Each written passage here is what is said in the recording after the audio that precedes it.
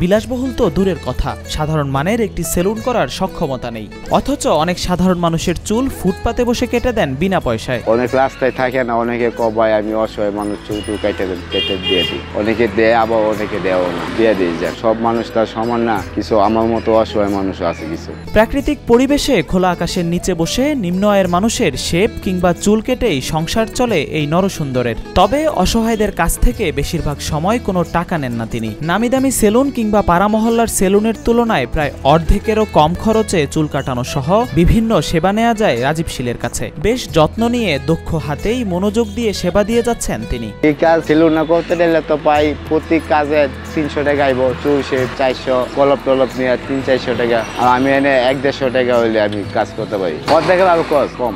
মাত্র 60 টাকায় চুল কাটানো আর 30 টাকায় শেপ করানো যায় এই খোলা সেলুনে। এছাড়া সাদা হয়ে যাওয়া চুলে কালো কলপ করতে ও মেহেদি লাগাতে খরচ লাগে মাত্র 120 টাকা। শেপ করা 30 টাকা, চুল কাটা 60 টাকা, কম শেপ 60 টাকা, ক্রিম শেপ 40 টাকা, কলপ লাগানি 120 টাকা, মেহেদি লাগাই 120 টাকা। খোলা আকাশের নিচে আর উন্মুক্ত বাতাসে বসে চুল কাটতে পেরে খুশি নিম্ন আয়ের মানুষও। ডেকোরেশন করা সেলুনের তুলনায় অল্প খরচে এমন সেবা নিতে মাঝে মধ্যে মধ্যবিত্তরাও বসে পড়েন রাজীব শীলের চেয়ারে। সেলুনে গেলে তো অনেক পয়সা লাগে, এখানে কম পয়সায়, এটাই সুবিধা আমাদের জন্য। তো এইটাই আল্লাহর মতো অনেক ভালো। আর যারা অন্যরকম তাদের জন্য তো আর এটা ভালো না, তারা তো সেলুনে চুল কাটাবে, সোনাগা হোটেলে চুল কাটাবে।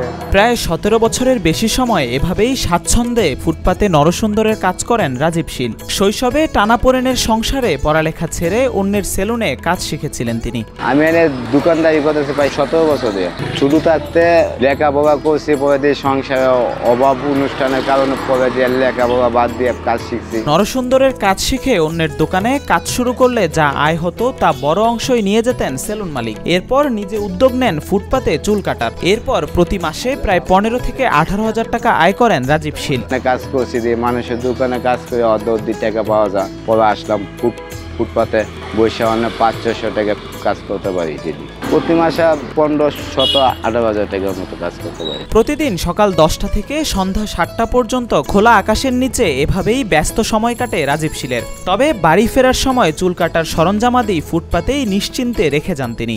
না এই দিয়ে না গুছা গাছা ছুঁয়ে যায়, বাইন্দা কেউ এদিক দোগে না, কেউ সকাল আসি 10টা, যাই 7টা বাজে, সন্ধ্যা 7টা বাজে গিয়ে হাওয়া বাতাস খাইতেছি, চুল কাটতেছি, মানুষ হাওয়া বাতাস খাইতেছে। পরিবারে বাবা মা, স্ত্রী ছাড়াও 2 মেয়ে ও 1 ছেলে রয়েছে রাজীবের। সংসারের ভরণ পোষণ আর সন্তানদের পড়ালেখার খরচ সবই চলে ফুটপাতের সেলুনের আয়ে। তবে শেষ বয়সে হলেও গ্রামের বাড়িতে সেলুন দিয়ে সেখানেই বসবাস করতে চান এই যুবক। এক মেয়ে পরে 9-এ আর এক মেয়ে পড়ে পুলারা ছোট।